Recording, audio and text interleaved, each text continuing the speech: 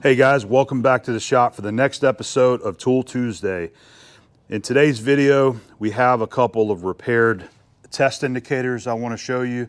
We also have a repaired dial indicator, and this is going to go to a new to me tool that I recently purchased, the Squareness Comparator. This is a Taft-Pierce Squareness Comparator, and it's a tool that's been on my radar for quite a while, and I finally found one that was in really good condition, so I got it. And the dial indicator that was on this, which is this guy right here, was not in good condition when I bought it. So what I ended up doing was sending these out to Mark Rakowski at MR Tool Repair. I have worked with Mark in the past. He has repaired several tools for me, and I have mentioned him, but I wanted to go ahead and give him another plug because it's been a while since I've used his service, and he's an excellent source for any of your precision tools to be repaired. So if you have any kind of calipers, micrometers, any kind of precision tools that need some work, dial indicators, test indicators, he's your man to contact there. So I've got his information right here on the card if you want to check that out. MR Tool Repair. Over 30 years experience repairing all makes and models of calipers, micrometers, bore gauges, indicators, and height gauges. Also providing on-site repair of optical comparators, hardness testers, and super micrometers. All right, so give Mark drop him an email if you have some tools that you need to get fixed up. He's your guy. All right, so I sent these guys out there to Mark to have repaired, and it started with this guy right here. This is the Ames indicator that came with the Taft-Pierce Squareness Comparator gauge here. Now, in the seller did not mention anything about having a bad indicator on it. I just assumed that it was good, but it doesn't matter because as long as it's in decent condition, you can send tools like these out there to Mark Rakowski, and typically he can fix these guys up. All right, so this is an Ames model 62-216. This is a 10th indicator. And I want to say that this is probably the indicator that was installed on the Squareness Comparator whenever it was sold new, okay? And I say that because this indicator back on there is kind of custom made to fit this mount there. I looked up, after I got it and I figured out what size it was, I looked up in the Starrett catalog, and they do have a replacement indicator, this exact size and everything, but their indicator back is slightly different than this size right here. So I reached out to Mark and asked him, could he possibly fix this guy up? And he said, yep, send it to me, we'll get it going. So he worked his magic, took it apart, cleaned it, did whatever he needed to do. I didn't get the specifics on what he did, but he now has this indicator working beautifully. He replaced the crystal on there, and it's working just like it's supposed to. So I took some videos of these three indicators before I shipped them out. So we'll drop those in so you guys can kind of get a before and after these indicators before I sent them and how they're working now.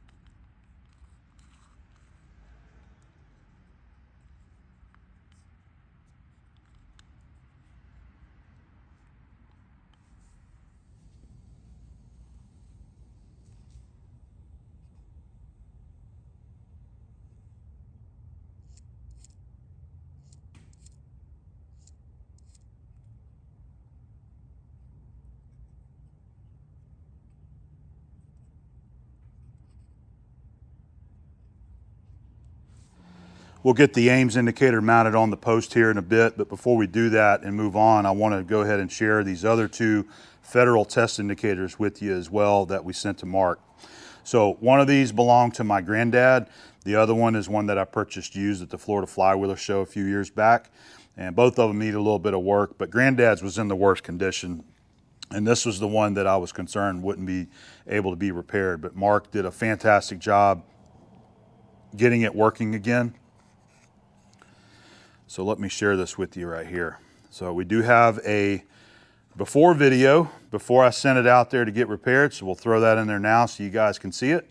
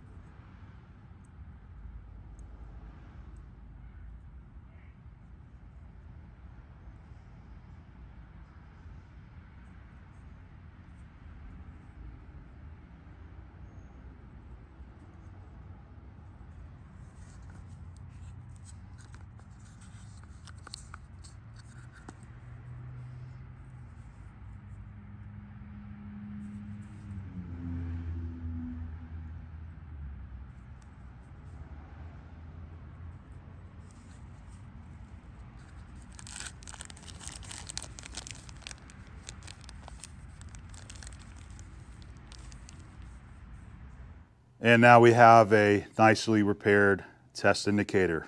So this is just a plastic cover to keep the new crystal from getting any scratches. So we'll take that guy off. And I absolutely love that my granddad put his name on all of his tools. You can see it right there on the side of the test indicator body, J.A. Booth. So this one is now working like it's supposed to. That is awesome.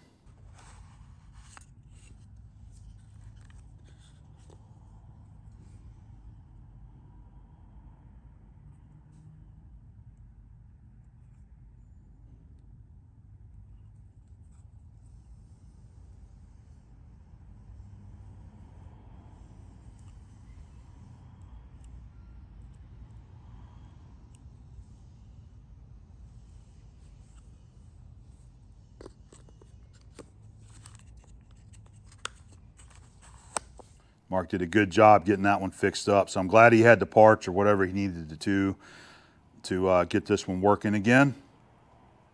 The indicator and then the post here has also got my granddad's name on there too, J.A. Booth.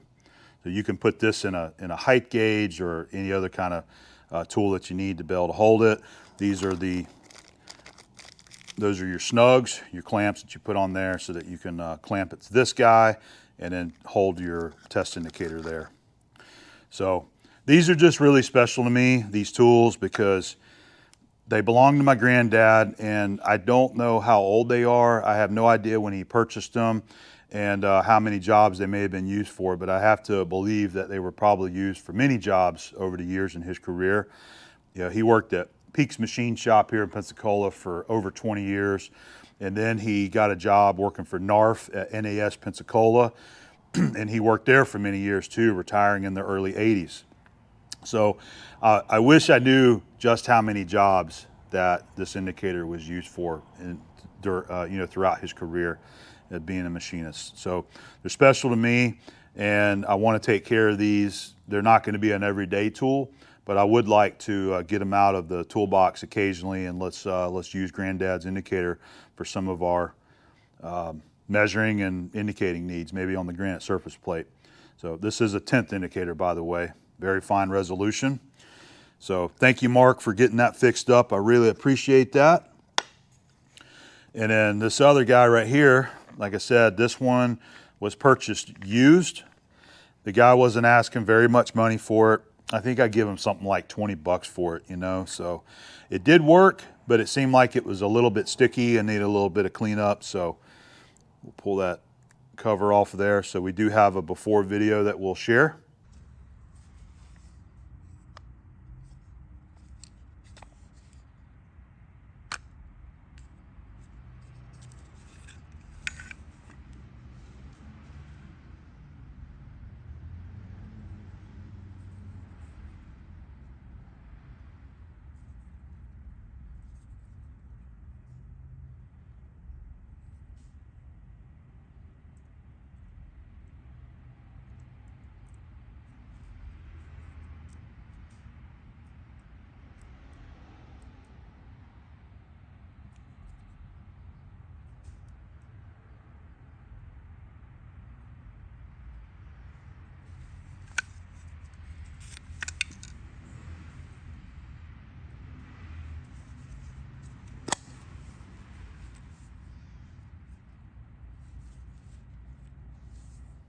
And that's what it looked like when it was before I sent it out for repair. So Mark also did a great job. It feels really good.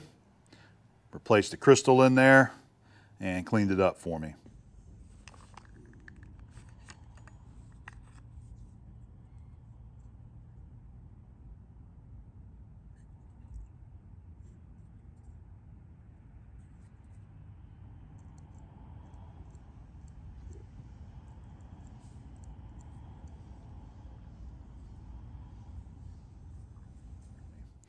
So the reason why I was real happy to get both of these is because you have two different style of test indicators. So this one is a really good mount for mounting vertical. So if you want to like maybe sweep in a hole or something in the milling machine, that's where this kind of indicator and this orientation works really well. And if you compare it to Granddad's test indicator, you see you have more of a horizontal position. You can see the two there side by side. All right, so give Mark a try if you have some of your old tools that need to be repaired. A lot of you guys watching, you know, we're all in the same boat. We like to collect tools, and sometimes you buy some tools that are broken or need to be repaired, or maybe you just have some. Give Mark a call. He can certainly get you fixed up and getting your tools back in good working condition. All right, so let's check out our new to us tool here, this Taft-Pierce Squareness Comparator. As I mentioned, it's a tool that's been missing from my arsenal. Never had one until now, and I'm glad I finally found one. And we're gonna go into the granite, we're gonna go over onto the granite surface plate. I'm gonna show you how these are used and how we can use them for our inspection work there. All right, so it's a very simple tool. There's not a lot of components right here, but let's go ahead and show you. So this guy right here, it's got a beautiful fit, by the way. You can slide this off, so it's just a cast iron arm that's got a lock on it, and then you can mount your dial indicator on there just like so. You have a nice rigid post and a nice hardened and ground base there. So by the way, I've already kind of lightly cleaned this up, just used a little bit of Scotch-Brite to get any kind of surface rust off of it. There's still a little bit more on the base here, so I'm planning on doing a very gentle evaporust cleanup on this right here. When I say gentle, we're gonna take our time and soak this right here and just keep an eye on it. We're not gonna let it sit in evaporust for hours. It's really only gonna take probably 30 minutes to an hour for the evaporust to clean this little bit of surface rust up down here. It's probably hard to see on the video, but you might be able to get a little bit. So it's not bad, but anyway, the serrations there, I've already run our precision flat stone over this right there, so it's got, you know, it's got really good contact, nice and smooth. There's no burrs on it. This was a previous inspection sticker where somebody had it inspected and certified. We're not worried about that, but you've got a really nice ground radius front on here, and this is really important into the use of the tool, and we'll show you how this is used, okay? So let's go ahead and get our indicator mounted on there. There's nothing to it. You just got this little area machined, and that's why I was talking about the back of the indicator was made for this guy right there. It was custom, you know, just custom sizing. You just got one bolt. Now they do have a little bit of, they've got it slotted so that you can adjust this where you need to. And I believe once you get this, once it's adjusted, you shouldn't be having to do a bunch of readjustments on it, okay? So once we set it up, you'll be able to take this guy and you can see, you can, well, if I loosen it up a little bit more, you have a little bit of movement. And that's important so you can get the dial indicator positioned where you want to so you can do your inspection work, all right? We'll snug it up for now and put it back on our post here. Like I said, it's got a beautiful fit there. Doesn't take a lot of pressure to snug it up, and there it is. So what we'll be using this for is checking perpendicularity or squareness for workpieces. And in a previous video, we showed you our new cylindrical square, another Taft-Pierce tool. We can use our cylindrical square. Well, first of all, we can use this to inspect our cylindrical square for squareness. And then we can actually set this to a known zero here on the cylindrical square and then be able to use this to inspect other parts, such as a workpiece or another tool, something that you're building that you want to make sure or inspect it to see if you have it perfectly square to the base there. And that's how this tool is used. So we'll go to the granite plate and set everything up and show you how we can use this tool. Okay, so now we got you in here on our steric granite surface plate, and I'd like to go ahead and get this Squareness Comparator set up. So what we're going to have to do is bring this guy up until it touches. This is an important part of the tool that you use to rest against your workpiece or your inspection tool here. In this case, we're using our Taft-Pierce cylindrical square. And what we're doing is we're establishing a 0 on the dial indicator.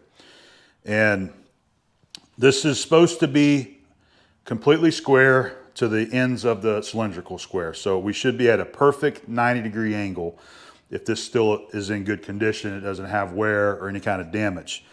But we'll inspect it now that we got our comparative stand here and see if it actually is still a cylindrical square that's in good condition. So all I'm going to do is I want to go ahead and get our dial indicator kind of adjusted right to that edge. I'm just making sure that the arm is kind of oriented straight in line with the base there, just visually. We'll just go ahead and loosen the bolt under the bottom. I'm going to bring this in.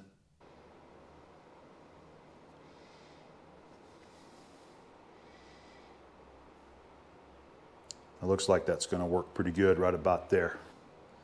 I think we got a good position on our dial indicator now. Okay, now that we have our indicator mounted on there and I've got a 0 set, what we're going to do is we're going to check this side. You'll check 4 sides. Okay, so we'll do this one and then we can check that side, and that's how you can inspect this to see if we are perfectly 90 degrees or square to our granite surface plate. All right. So we'll come in, remember we got this radius on the bottom right there, which is important. And the way that this is practiced is that you of course be gentle with your precision tools and you just kind of rock it.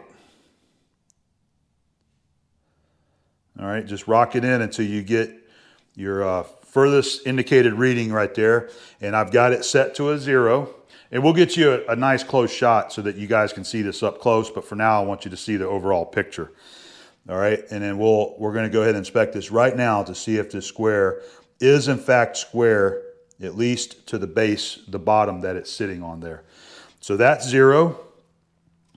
Let's go ahead and we'll bring this guy around here to this side.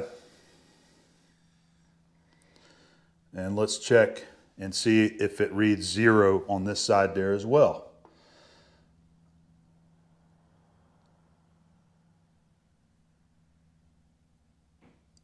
It is going about a needle position past the 0. That is a very, very minute. Now that time it did not. Okay, so what I'm seeing there, this is telling me the indicator itself. When you've got that side to side movement on the needle, on the plunger there, it's changing just very, very minutely. We're talking about tenths, so it's a very fine measurement. I'm going to go ahead and call that 0 because when I rotate it one way, it lines up on 0. When I rotate it another way, you're about a needle width off of the 0 mark. Let's just call it 0 for our video work right here, because we're giving you guys an example of how this is going to be used. Let's go ahead and inspect the back of it. Probably can't see it very well, but like I said, we're going to get you a nice close-up shot of this too. I've been really curious about this, so I've been wanting to get over here and inspect this. That one's looking good too. I think we have a good cylindrical square on our hands here. We'll go ahead and bring it around here to this side. That's the interesting thing about cylindrical squares, is that they're self-checking by doing this. Because if it's off on one side, if it's not completely perpendicular, it's going to be leaning to one side, right? And that's where this is going to show it.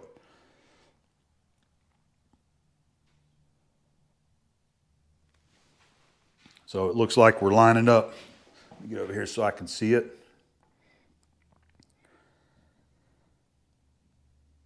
Yep, see, we got a good 0 right there.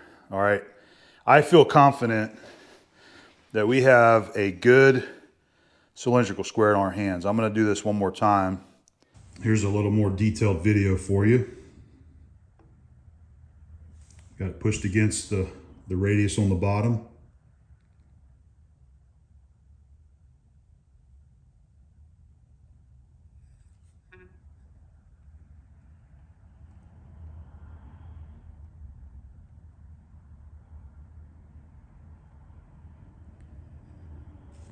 This is 180 degrees out on the cylindrical square.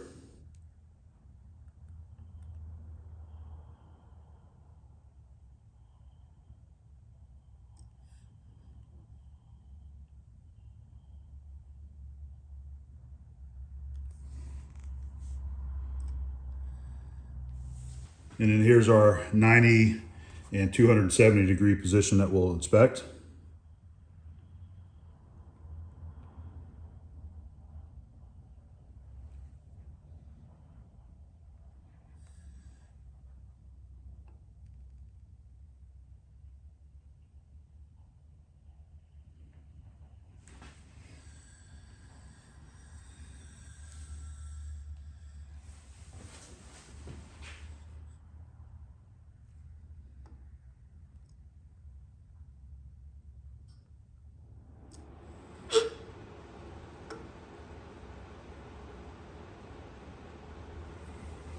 Guys, it's looking good to me. I think we got a good cylindrical square in our hands. All right. So you see how the movement is done. Just rotate it in, and you just want to get your dial indicator set to a 0. And what this is going to do, this is a transfer measurement now. So you use your cylindrical square to establish a 0, 0 contact point right here on the Squareness comparator. Now what you're going to do is you're going to bring your workpiece in here that you're working or inspecting, and you're going to push this against it and do the same measurements there to see if your part is going to be square to the base there as well. I actually have another Taft-Pierce tool that I recently got. We'll put it over here on the table so you guys can see what we're talking about, and we'll inspect it to see how square it is. This is the new to me tool that we're going to be inspecting in today's video. This is another tool made by Taft-Pierce. And these are, I've seen these called a couple of different things. If you look these up in catalogs, they're usually considered a box parallel. I've also seen them called tunnel parallels as well. Some of them are square in shape, some of them are rectangular in shape, and they came in different sizes there. And I've actually got a pair of these that belong to my dad. Actually, it's the same size, but they're not this clean a condition because my dad didn't use them for any kind of precision work. He used them for setup blocks over on the mill. A lot of times what we would use them for is if we needed a stack up for our toe clamps, he would use this as a base or a foundation and stack up on top of that, because you got 4 inches of height there or 6 inches of height there. You can stack them back to back. You can do all kind of things with them. So they can be used for precision, or you can just use them out on the machine table for setup blocks, all kind of different uses, okay? But I got this one because it was in really good, clean condition, and we want to inspect it. We want to see if this guy is square and parallel to the sides there, or the ends. If it is ground perfectly square, when we use our Squareness comparator, whenever we come up and we set our 0 on our cylindrical square, we can then transfer that, come over here, inspect on all sides. And if it's not right, it'll basically, it would be leaning to one side off. That's telling you that the end is not perfectly ground square to the sides of the block there. I don't see this going to be inspected. I don't think we're going to get a good inspection on this. I think it's going to be off. And the reason why is because I can see some dents, from wear and use on this thing. This side here is the worst.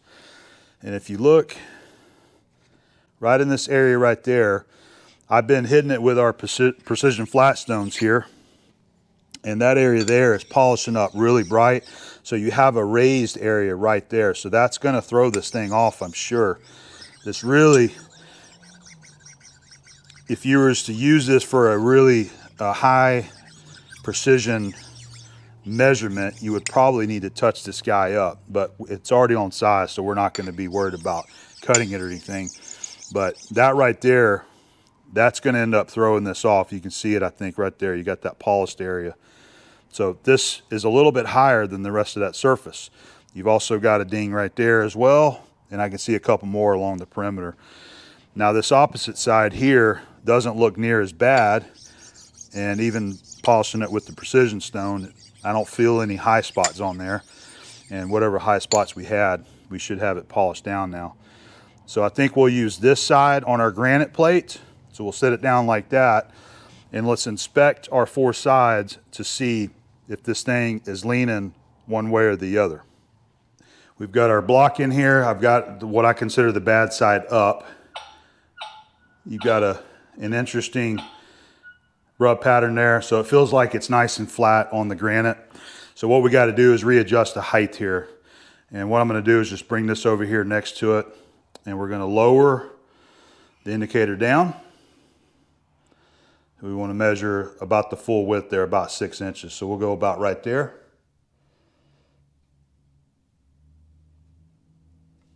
We're just getting it set on height. We're not setting a 0. All right, so now we know we're checking about 6 inches there near the top of it. So now we're going to go back to our cylindrical square over here, and this is where you're going to use your cylindrical square to establish a known reference point of squareness on our Squareness comparator. So we'll go back over here and inspect it and readjust our 0. So all I'm going to do is just rotate the dial face, indicate that to, or set it to a 0, I mean, okay. Check it a couple times, make sure I got it about on 0, and that's looking pretty good. It moved off just a little bit.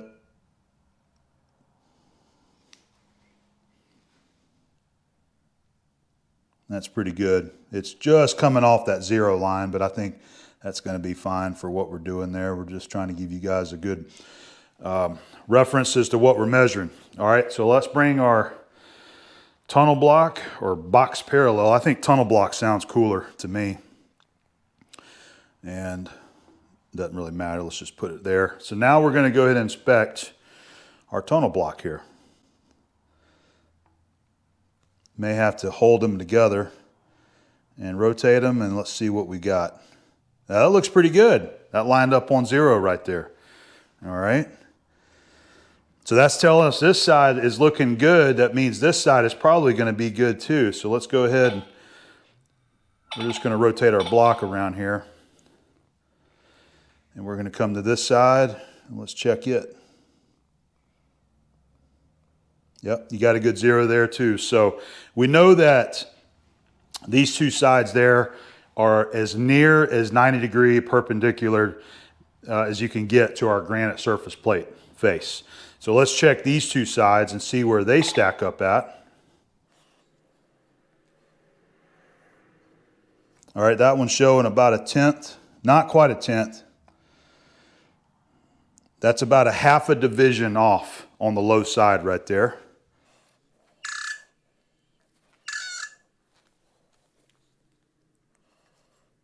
If I'm doing this right, this one should be high. Yep. All right, so that one's indicating 1/10 high. So that's mean it's leaning to one side there, okay? Now that doesn't necessarily mean anything bad, because you always have tolerances that you have to work within.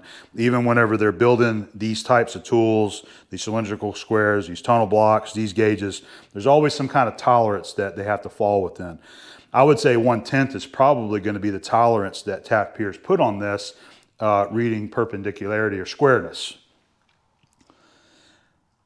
But that has proven that it is off just a bit, and we're showing how we can use our precision tools for checking squareness of parts.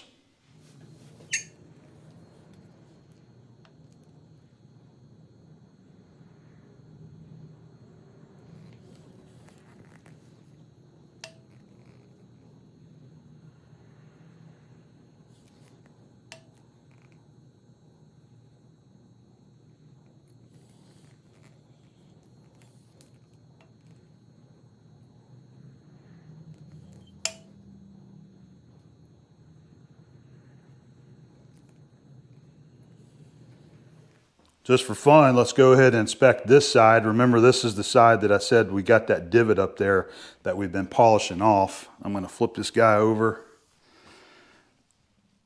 Set it down on the corner of the table there, rock it in. So let's give this guy an inspection and see what we find here, because I'm just curious as to how far that's out with that damage on that face. Okay, we've got about 3.5 tenths low on that side. You can see it's not squeaking now, so it's not sitting very flat. Should be positive on this side. Yep. About the same, about 3.5 tenths. So you got about 7 tenths out of squareness when you're measuring based off that face there. And that is because of the damage that we found on our block. That polished up area right there, that's what's throwing it off. Okay, so it's not necessarily that it's a bad part, that it's machined out of tolerance. It's just because it's got damage and now it's not measuring very well. Here is another fun use of our Squareness Comparator. I have this 12-inch machinist square right here. And now you can certainly come up to any of your cylindrical squares or your granite squares and come up and just do a visual inspection of this. You can use a light check with the flashlight behind it, but you can also do it this way here too. Use your Squareness Comparator. This is a little bit more tricky because it's a little bit lighter and thin and it tries to move around on you. But we'll come up here and see if we can get us a measurement on this blade here. Let me try that again. I'm not sure if I'm getting the right reading there. All right, so I'm showing 3 tenths. No, I'm sorry, it corrected itself. All right, so I'm getting 2.5 tenths low right there. All right, 2.5 tenths. So you can see that's very, very close, but it's not perfect, okay? But it's perfect enough for the type of uses that we use this machinist square out in the shop for. But just giving you another example of how you can inspect something like this. If you have a machinist square and you want to know, hey, is this thing perfectly square? Well, you can do, like I said, you can easily go up to a known master square, like a granite square or a cylindrical, and use your light check. But I thought it was fun to get in here and actually use our dial indicator to see just how close that blade was. All right, guys, I think that's going to wrap up this particular video. I was real excited to get my hands on the new to me Taft-Pierce Squareness Comparator. And then, upon getting it and discovering that the indicator was bad, big thanks to Mark Rakowski at MR Tool Repair for getting this classic Ames dial indicator fixed up for us so that we could use it. And now it is ready to go.